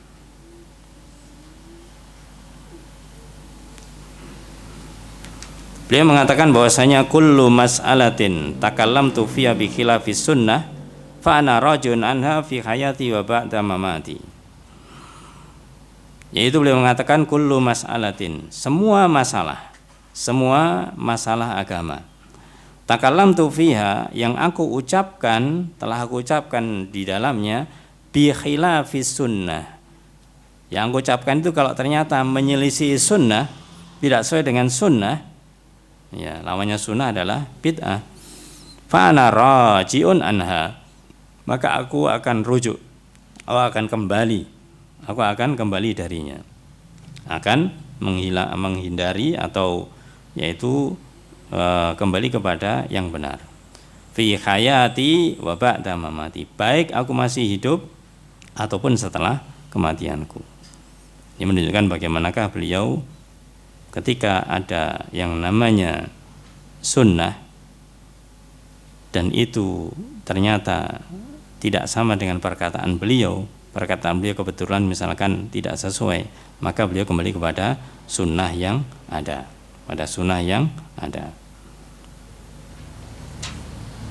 Ayo ikhwah azani wa azakumullah. Kemudian yang kedua, tidak kita sebutkan semuanya, Imam Malik. Ini perkataan yang lebih katakanlah mengena, ya. Beliau mengatakan di dalam perkataan tentang masalah bid'ah ini, yaitu man ibtada'a fil Islam bid'atan yaraha hasanatan faqad za'ama anna Muhammadan sallallahu alaihi wasallam khanar risalah. Li'anna Allah yaqul al-yauma akmaltu lakum dinakum. Fama lam yakun yauma idin dinan fala yakunul yauma dina. Yang artinya beliau mengatakan bahwasanya mani bedada afil Islam, barang siapa mengada-ngadakan di dalam Islam bid'atan, yaitu suatu, ini ditekankan adalah fiddin, di dalam agama, bukan di dalam masalah dunia, bukan di dalam masalah dunia. Siapa yang mengadakan bid'ah yaraha hasanatan, dan dia menganggap itu adalah hasanah, baik. Kalau dia melakukan bid'ah dan menganggap baik, apa konsekuensinya? Faqad za'ama anna Muhammadan sallallahu alaihi wasallam khanar risalah. Berarti dia telah menyangka, dia telah menuduh bahwasanya Rasul sallallahu alaihi wasallam itu khanar risalah, berkhianat terhadap risalah tersebut. Berkhianat terhadap risalah. Kenapa? Berarti Rasul belum menyampaikan semuanya. Ya, berarti Rasul belum menyampaikan semuanya. Padahal Allah berfirman, al-yauma akmaltu lakum dinakum. Telah aku sempurnakan bahwasanya pada hari ini agamaku bagi kalian. Maka dikatakan oleh beliau di akhir, fama lam yakun yauma idin dina, maka apa saja yang pada hari ini bukan agama, fala yakunul yauma dina, maka pada hari kapanpun juga tidak akan menjadi yang namanya agama. Tidak akan menjadi yang namanya agama. Maka ini perkataan yang sangat jelas. Ini perkataan yang sangat jelas bahwasanya ketika orang menganggap itu baik, itu secara langsung apa tidak langsung, ya, dua-duanya, ya. Berarti dia itu akan menganggap Rasul sallallahu alaihi wasallam mengkhianati risalahnya karena ada yang tidak disampaikan. Ada yang tidak disampaikan. Kiranya itu aja ikhwah azaniyatullah, masih banyak perkataan yang baik, perkataan yang bagus terkait dengan masalah kebid'ahan ini. Tapi walhasil intinya bagaimanakah kita itu harus waspada, kita harus menjaga diri, jangan sampai kita itu melakukan yang namanya kebid'ahan ini. Dan semoga kita dimudahkan Allah Ta'ala untuk senantiasa di atas sunnah, di atas sunnahnya Rasulullah SAW, dan dijauhkan dari berbagai macam perbuatan bid'ah. Amin ya rabbal alamin. Wallahu a'lam bissawab. Baik, waktu tersisa mungkin kita gunakan untuk tanya jawab. Tafadhol kalau ada yang bertanya. Baik, Ustaz, kami bacakan pertanyaan dari jamaah. Pertanyaan yang pertama, bagaimana menanggapi seseorang yang menyandarkan amalia yang tidak ada tuntunannya dengan berkata urf kebiasaan masyarakat juga termasuk sumber dalil, Ustaz? Baik. Pertanyaannya, menyandarkan kebiasaan juga termasuk dalil. Memang ada lafaz atau kaidah usul yang mengatakan al-adatu muhakkamah, bahwasanya adat itu bisa menjadi hukum. Tapi bisa menjadi hukum ini ketika kapan? Ketika tidak menyelisihi syariat. Ya, menjadi hukum itu ketika tidak menyelisihi syariat. Tapi kebiasaan masyarakat, adat masyarakat, ketika menyelisihi hukum, maka ini tidak bisa dijadikan, tidak menjadi syarat, tidak bisa menjadi hukum. Jadi misalkan ada adat yang menyelisih syariat, tidak bisa jadi hukum. Ini kan adat, kebiasaan itu bisa jadi hukum. Dilihat dulu apa itu adatnya, apa kebiasaannya, ditimbang oleh syariat itu sesuai ataukah tidak.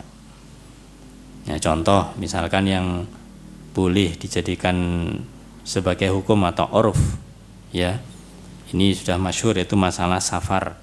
Masalah safar, artinya safar di sini ketika seseorang mau safar, dia dianggap sudah menjadi musafir dan tidaknya itu menurut urf masyarakat setempat, ya, menurut kebiasaan masyarakat setempat, karena tidak mungkin dijadikan patokan saklek. Ya, saklek misalkan jaraknya sekian kilo atau jaraknya antar kota, ya, belum tentu itu, ada banyak muskilah. Contohnya misalkan orang mengatakan jaraknya safar adalah antar kota. Yang satu dia di kota Malang bagian ujung, yang satu di bagian ujungnya kota Pasuruan, paling jalan cuma 10 meter. antar kota, ya tidak bisa. Ya karena itu dekat. Ya maka dari itu ini bisa uruf dipakai. Kalau itu memang kebiasaannya belum termasuk, ya sudah. Kalau sudah termasuk, ya sudah termasuk. Itu yang dibolehkan. Adapun kalau misalkan ada adat-adat kebiasaan yang itu ternyata bertentangan dengan syariat atas nama uruf, ini tidak bisa. Apalagi yang berkembang di masyarakat ini. Ya, berkembang di masyarakat ini sudah menjadi kebiasaan leluhur kita, kebiasaan nenek moyang kita, kebiasaan orang-orang tua kita. Ya, kan ini baik, kita ngadakan ini, kita berdoa kepada Allah Ta'ala. Ya, tapi ternyata campur aduk di dalamnya. Di dalamnya berisi tentang bahasanya yaitu antara hak dan batil itu campur. Maka ini tidak bisa dikatakan sebagai uruf yang benar. Ya, kebiasaan yang benar karena menyelisihi syariat. Jadi kuncinya di situ. Kebiasaan bisa dijadikan hukum ketika tidak menyelisihi syariat. Kalau menyelisihi tidak bisa dijadikan hukum. Wallahu a'lam bishawab. Pertanyaan berikutnya, sebagaimana diketahui di bulan-bulan ini sedang marak-maraknya acara yang kita ketahui bersama tidak ada tuntunannya. Bagaimana jika kita diundang dalam acara tersebut dengan ketentuan membawa konsumsi sukarela? Sebaiknya bagaimana sikap kita?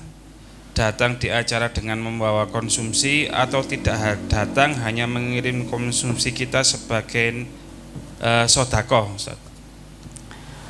Baik, kalau ada undangan acara-acara yang tidak ada syariatnya, yang pertama, jika kita mampu untuk menyampaikan kepada siapa yang undang kepada kita, maka acara tidak kita datangi, permintaan juga kita tidak penuhi.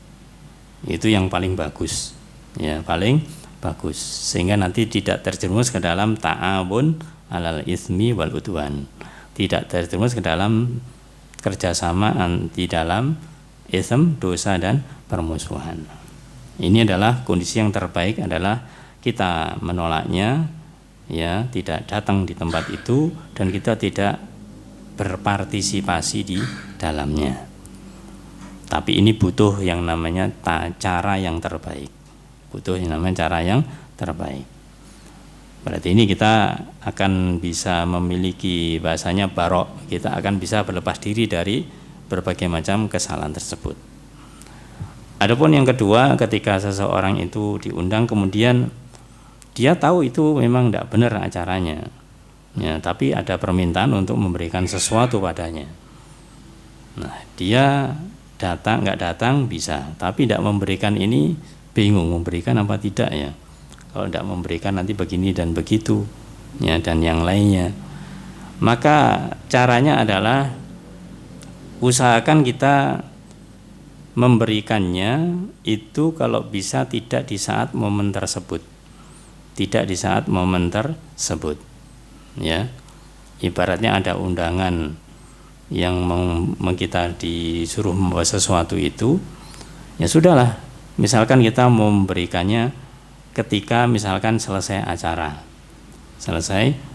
kita mungkin akan bilang ketika diminta ini dan itu, kita karena tidak bisa menolak, sekali lagi kalau tidak bisa menolak kita bilang ya insya Allah. Nanti ketika ternyata acara selesai kita kemudian diminta, ya kita nanti berikan, tapi acara sudah selesai dan kita niatkan tadi dengan sedekah itu.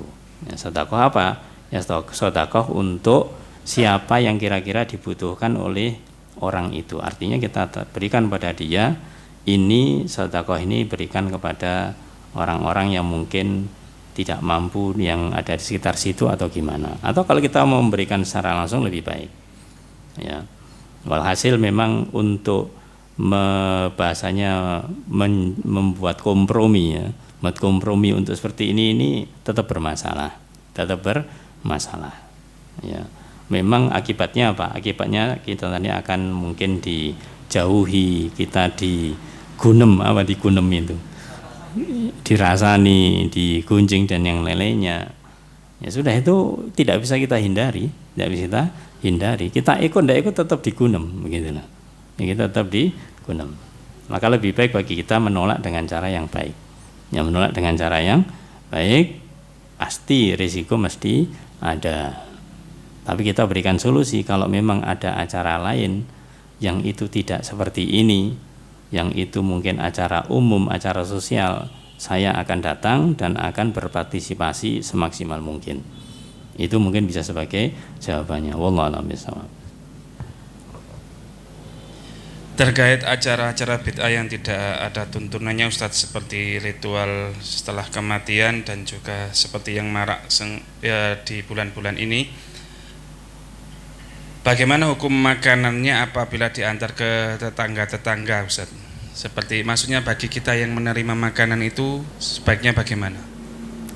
Ya, terkait dengan masalah makanan, jadi dibedakan antara makanan tersebut dengan acaranya.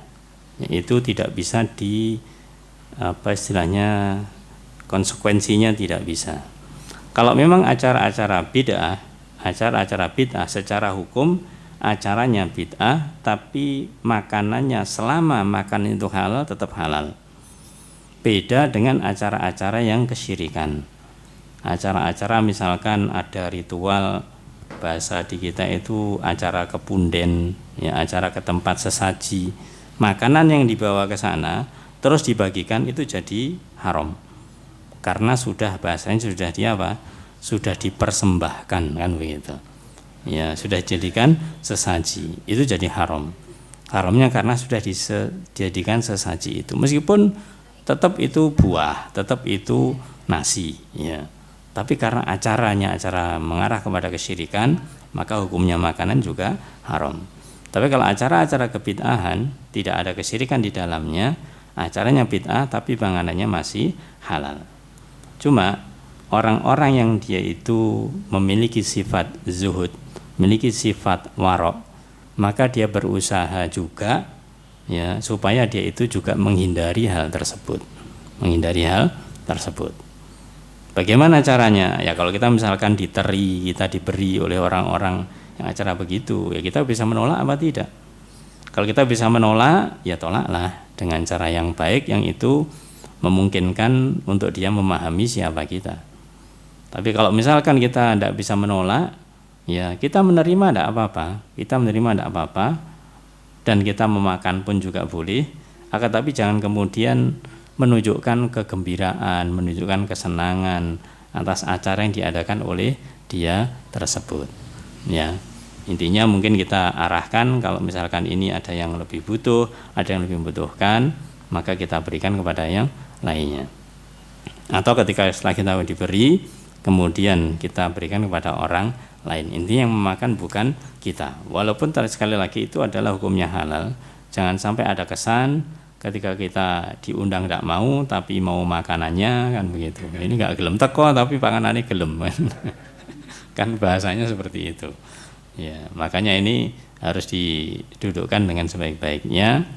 Efek atau akibat ketika kita menerima, ketika kita tidak menerima itu apa? Tapi secara hukum demikian insyaallah. Jadi untuk acara yang bid'ah ini secara hukum makanannya tetap halal selama makanan itu adalah makanan yang halal. Wallahu a'lam bishawab. Pertanyaan berikutnya, bagaimana sikap kita jika ada seseorang yang menyatakan Al-Quran juga termasuk bid'ah karena dulu di zaman Rasul hanya berbentuk mushaf?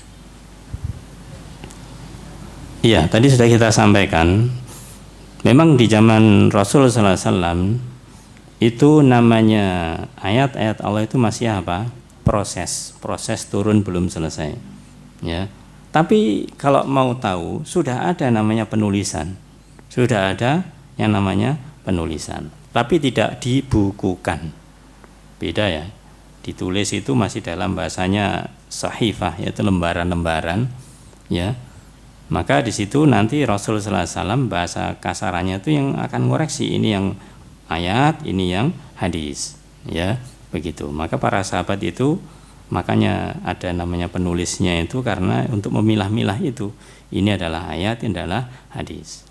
Maka setelah jelas terpisah antara ayat dan hadis, kemudian Rasulullah SAW juga wafat, ayat sudah tidak turun lagi, maka tidak ada kekhawatiran akan tercampur antara ayat dan hadis.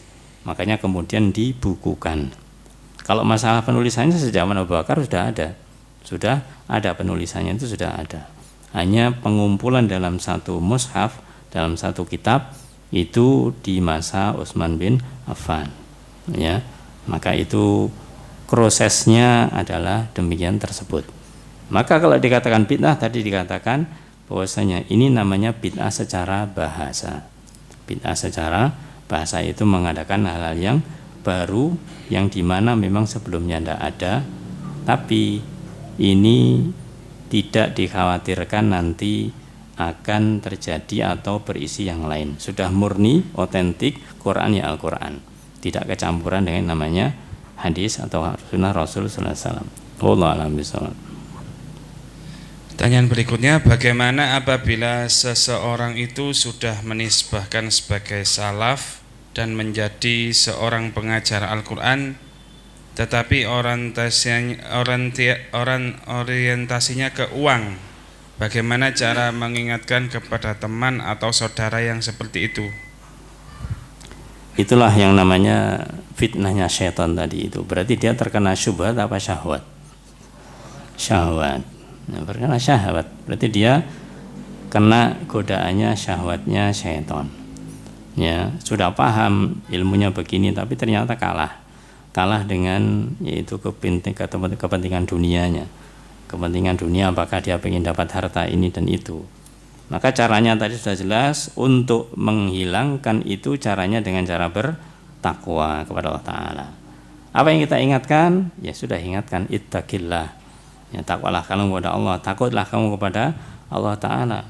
Bahwasanya tujuannya itu salah, supaya dia kembali kepada tujuan yang benar. Maka adalah dia, apa yang dilakukan itu semuanya karena Allah. Semua ikhlas karena Allah Ta'ala, bukan karena dunia, bukan karena harta. Maka ingatkan dengan ketakwaan kepada Allah Subhanahu wa Ta'ala. Wallahu a'lam bishawab. Baik, dari WA sudah selesai pertanyaan. Masih diizinkan Ustaz kalau ada yang bertanya? Mungkin yang langsung, monggo silakan. Silakan yang langsung, barangkali ada.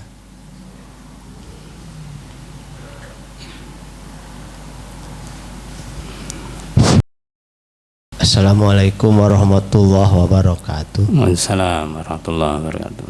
Pak Ustadz tadi mengatakan bahwa kesesatan itu ada dua tadi ya. Cara menyesatkan itu adalah dengan syahwat, satu lagi dengan syubhat. Nah, namanya kesesatan tuh pasti ada keuntungan duniawinya Pak Ustadz ya. Kalau akhirat kan kita lurus ke Allah, taat Allah dan Rasul. Apakah kalau tadi sahabat benar jelas-jelas ada, kalau subhat Pak Ustadz, apakah ada keuntungan duniawinya? Sehingga orang-orang kan bersemangat sekali ya Pak Ustadz ya, merasa benar. Apakah ada di ujungnya tuh ada untung duniawi enggak? Gitu Pak Ustadz. Ya, nah. Sesuai akhir pertanyaannya, apakah ketika seorang itu tergoda atau terkena penyakit syubhat itu ada keuntungan dunianya? Nah, kalau syahwat jelas. Maka disinilah perbedaannya di situ. Setan itu tahu bahwasanya manusia ini ada yang dia menginginkan akhirat, ada yang menginginkan dunia. Maka setan membuat dua perangkap itu, dua panah setan itu. Kalau yang syahwat insya Allah jelas, ya, karena ketika setan mengaruhi, menggoda manusia dengan syahwat, ya sudah, berarti keuntungan dunia itu tampak. Adapun ketika setan menggoda manusia untuk syubhat, ya, syubhat itu keuntungannya seakan-akan dia mendapatkan keuntungan di akhirat, tidak keuntungan di dunia. Bahkan kita tahu kalau orang sudah terkena syubhat, sudah yakin apa ideologinya itu merasa benar, mati pun dilakukan. Ya, mati pun dilakukan. Apakah itu ada keuntungan dunia? Tidak. Dia yang diinginkan adalah akhirat. Meskipun salah. Ya, seperti namanya bom bunuh diri.